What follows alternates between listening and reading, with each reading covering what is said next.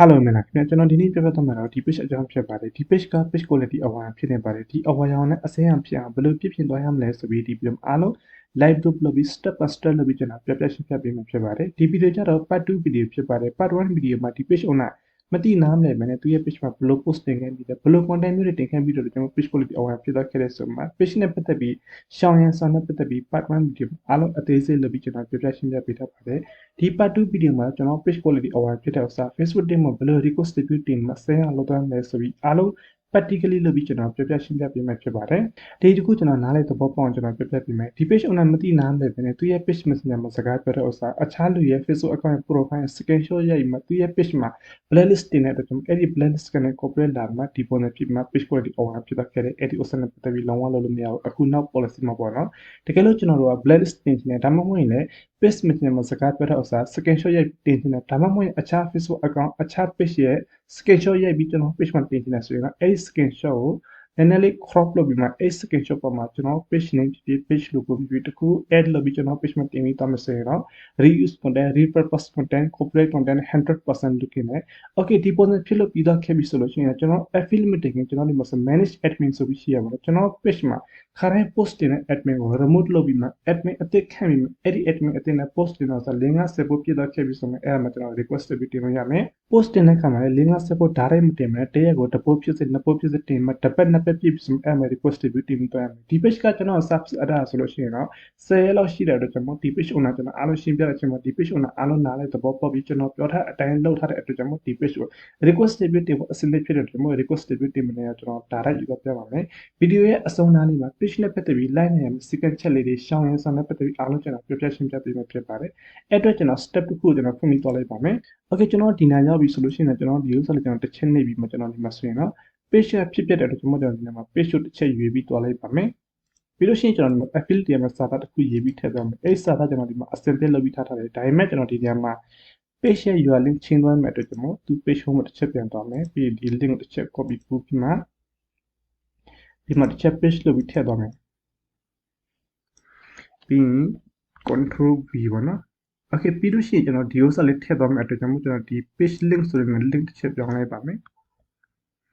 okay အားလုံးပြီးတော့ခဲ့ပြီဆိုရင်တော့ဒီအပေါ်စာသားလေးကျွန်တော်ဒီလိုလေး copy ပို့ပြီးမှဒီစာသားကျတော့ဒီ page ကိုကျွန်တော်စစ်ဆေးပြီးမှကျွန်တော်အားလုံး right ဖြစ်တဲ့စာသားရေးပြီးမှထည့်သွားမယ်အတွက်ကျွန်တော်တေချာလေးရေးပြီးထည့်ထားတယ်အဲ့ဒီစာတွေကျွန်တော်တစ်ခုချင်းရေးပြနေအချိန်တအားကြာတဲ့အတွက်ကျွန်တော်တစ်ခါတည်းလုပ်ထားပေးတယ်ပေါ့နော်ပြီးရင်ကျွန်တော်တစ်ချက် page လုပ်ထည့်ပြီးမှဒီမှာဆိုရင်ကျွန်တော် page quality အဝါဖြစ်တဲ့ screenshot တစ်ချက်ထည့်ရပါမယ်အဲ့အတွက်သူရဲ့ page quality တစ်ချက်သွားပြီးမှကျွန်တော် submit to နဲ့ဆွဲလိုက်ပါမယ်okay ကျွန်တော် screenshot ဆွဲလို့ပြီးတော့ခဲ့ပြီဆိုအခုနဲ့တစ်ချက်ပြန်သွားပြီးမှကျွန်တော်ဒီဥစ္စာလေးတစ်ချက်နှိပ်ပြီးမှကျွန်တော်ဒီမှာဆိုရင် screenshot လေးပြန်မှ attach လုပ်ပြီးကျွန်တော်ထည့်လိုက်ပါမယ်ထည့်လို့ပြီးတော့ခဲ့ပြီဆိုကျွန်တော်ဒီက send ဆိုတော့ပို့ပြီးမှနောက်ထပ် tab တစ်ခုကျွန်တော်သွားလိုက်ပါမယ် okay ကျွန်တော်ဒီနေရာရောက်ပြီဆိုလို့ရှိရင်ကျွန်တော်ဒီအပေါ်မှာ subject နေရာဘာထည့်ရမလဲဆိုရင်ကျွန်တော်အခုန page quality ကိုတစ်ချက်ပြန်သွားပြီးမှကျွန်တော်ဒီမှာပေါ့နော် community standard violation ဆိုတော့ကျွန်တော်တစ်ချက် copy ကူးပြီးမှဒီနေရာတစ်ချက်လာပြီး page လုပ်ပြီးထည့်လိုက်ပါမယ်နောက်တစ်ခုကျတော့ကျွန်တော်ဒီမှာဆိုရင် affiliate မှာစာသားတစ်ခုထည့်သွားမယ်အခုနကတော့ကျွန်တော်ထည့်သွားဒီစာသားဖြစ်တဲ့ဒုတိယတစ်ခေါက်မှာတော့ကျွန်တော်ဒီစာသားကျွန်တော်ထည့်ပြီးတော့ကျွန်တော်ဒီမှာဆိုရင်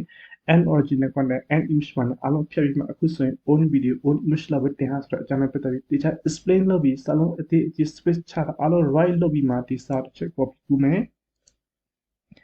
ပြီးလို့ရှိရင်ကျွန်တော်ဒီနေ့တစ်ချက် page လုပ်ပြီးမှကျွန်တော်ဒီမှာဆိုရင်အခုနအတိုင်းပဲ page quality over ဖြစ်တဲ့ screenshot တစ်ချက်ပြန်ထည့်မယ်ဗီဒီယိုရဲ့အဆုံးနားလေးမှာ page နဲ့ပတ်သက်ပြီး line နဲ့ second ချက်လေးကျွန်တော်တေချာလေးပြပြပေးပါမယ်အားလုံးနားလေးသဘောပေါက်အောင်ပါနော် page quality ဘာကြောင့်အနည်းအဖြစ်တယ်ဘာကြောင့် over ဖြစ်တယ်ကျွန်တော်မသိပဲဘယ်လို content မျိုးတင်ခဲ့ပြီးတေချာလေးကျွန်တော်ပြပြရှင်းပြပေးမှာဖြစ်ပါတယ် okay ကျွန်တော်ဒီမှာအားလုံးထည့်လို့ပြီးတော့ခဲ့ပြီဆိုကျွန်တော်ဒီက send ဆိုတာနေလိုက်ပါမယ်နေလို့ပြီးတော့ခဲ့ပြီဆို from submit successfully ပြီးတော့ခဲ့ပြီဆိုကျွန်တော်ဒီဥစ္စာတစ်ချက် okay နေလိုက်ပါမယ်ဒီ setup ပြီးတော့ခဲ့ပြီဆိုရင်တော့နောက်ထပ်တင်နေကျွန်တော် request ပြီး topic တင်ရပါမယ်ဒီဥစ္စာကျတော့ကျွန်တော်ဒီမှာဆိုရင် corporate လာတဲ့အတွက်ကြောင့်မို့ကျွန်တော်ဒီနေရာတစ်ချက်သွားပြီးမှကျွန်တော်တို့ request ပြီးတင်ရပါမယ်ကျွန်တော်ဒီလိုမျိုး corporate လာတော့ခဲ့ပြီဆိုဒီ corporate ကျွန်တော်ပြန်တော့ရှာလို့မရတော့ဘူးဒီကကျတော့ Facebook က automatic remote လုပ်ပြီးသွားခဲ့ပြီပေါ့နော်အဲ့တော့ကျွန်တော်ဒီဥစ္စာတစ်ချက်ပြန်လာပြီးမှဒီ from တစ်ချက်နေပြီးသွားမယ်ပြီးလို့ရှိရင်ဒီနေ corporate affiliate form ဆိုကြလို့ရှိရင်ကျွန်တော်ဒီဥစ္စာတစ်ချက်အမှတ်ချစ်ပြီးမှကျွန်တော်ဒီမှာဆိုရင် page နာမည်ရေးထည့်သွားမယ်အတွက်ကြောင့်မို့သူ page နာမည်တစ်ချက် copy ကူးလိုက်ပါမယ် page နာမည် copy ကူးတဲ့ခါမှာတရားရေးတတိထားပြီးကျွန်တော် page မှာစလုံးအသေးအကြီးနဲ့ရေးပြီးထားတာဆိုအဲ့ဒီအတိုင်း same to same ရေးပြီးထည့်တော့ပါ ပြီးလို့ရှိရင်ကျွန်တော် affiliate တင်မယ် admin နဲ့ email ထည့်သွားမယ်အတွက်ကြောင့်ကျွန်တော်ဒီ email လက်ရှိသုံးနေတယ်ပြီးရင်ကျွန်တော်ဒီဥစ္စာတစ်ချက်အမှတ်ချစ်ပြီးမှကျွန်တော်မှာစင် page ရဲ့ URL link ကိုတစ်ချက် copy ကူပြီးထည့်သွားရပါမယ်ပြန်သွားမယ်ဒီညတစ်ချက်ပြန်လာပြီး page လို့ထည့်မယ်ပြီးရင်ကျွန်တော်ဒီမှာစင်အခုနအတိုင်းပဲကျွန်တော်ဒီ affiliate တင်ရမယ်စာသားလေးကျွန်တော်တစ်ချက်ပြန် copy ကူပါမယ်ပြီးရင်ဒီမှာ page လို့ပြီးထည့်မယ်နောက်တစ်ခုကျတော့ကျွန်တော်တို့ဒီ page quality အဝါဖြစ်တဲ့ screenshot ပေါ့နော်ကျွန်တော်ဒီ page quality အဝါဖြစ်တဲ့နေရာမှာကျွန်တော် video file လေးဖြစ်ဖြစ်ဒါမှမဟုတ်ကျွန်တော် tab ပုံပေါ့နော်ကျွန်တော် screenshot ကပိုပြီး perfect ဖြစ်တဲ့အတွက်ကျွန်တော် screenshot ပဲကျွန်တော်ဦးစားပေးပြီးကျွန်တော်ထည့်ပါတယ်ကျွန်တော်လည်းအများအားဖြင့် case မှာဒီပုံစံအတိုင်းလုပ်ပြီးမှအားလုံးအနီရောင်အဝါရောင်နဲ့စင်းအောင်ကျွန်တော်အားလုံးလုပ်ပြီးခဲ့တယ်ပြီးလို့ရှိရင်ကျွန်တော်ဒီဥစ္စာတစ်ချက်အမှတ်ချပြီးမှကျွန်တော်ဒီမှာဆိုရင်နာမည်တစ်ခုထည့်ပြီးမှကျွန်တော်ဒီ submit ဆိုပြီးနှိပ်လိုက်ပါမယ်ဒီလိုနှိပ်ပြီးဆိုရင်ကျွန်တော်ဒီမှာဆိုလို့ရှိရင် I am not robot ကျွန်တော်တစ်ချက်ယူပြီးကျွန်တော်ဒီမှာတစ်ချက် cross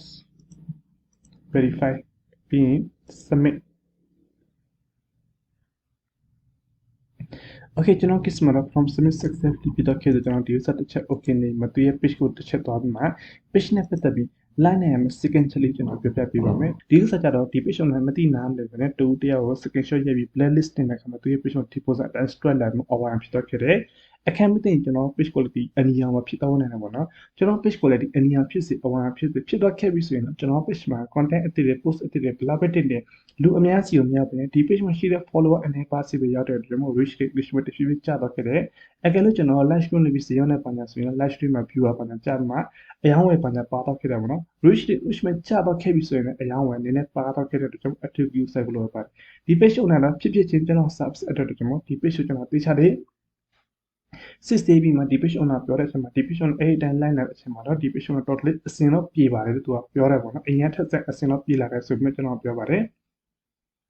်များအားဖြင့်အမားလေးလောက်တဲ့ဥစ္စာကျွန်တော် page မှာကိုယ်ပိုင် content မဟုတ်ဘဲနဲ့အခြား page မှာတင်ထားတဲ့ပုံတွေအခြား page မှာတင်ထားစာသားတွေအလွယ်တကူကျွန်တော် copy ကူးပြီးမှကျွန်တော် page မှာလာပြီးတင်မယ်ဆိုရင်ချက်ချင်းတင်တဲ့ချက်ချင်းကျွန်တော် page မှာ copy ရမလားချက်ချင်းကျွန်တော် page ကိုလည်းအနည်းလည်းမဖြစ်ဘူးဘာမှလည်းမဖြစ်ဘူးဒါပေမဲ့ကျွန်တော်သူများ page ကတက်ပုံတွေသူများ page ကစာသားတွေကူးပြီးတင်ထားပေါင်းများတော့ခဲ့တယ်တင်ပြီးနောက်ရက်ပေါင်း60နေနောက်ရက်ပေါင်း90နေမှာသူကတဖြည်းဖြည်း reach rate မှန်ကျလာတယ်ကျွန်တော် normal တက်ပုံပါနဲ့ normal စာသား copy ကူးပြီးတင်မှာဆိုကျွန်တော် page ကိုလည်းအနည်းအဝါရမဖြစ်ဘဲနဲ့နည်းနည်းကြာလို့ရှိရင်ကျွန်တော် page ကိုလေး bar stripe မလာပဲအနီးဖြစ်သွားခဲ့တဲ့အတွက်ကြောင့်အဲ့ဒီအစမ်းတက်ပြီးလုံးဝတင်လို့မရဘူ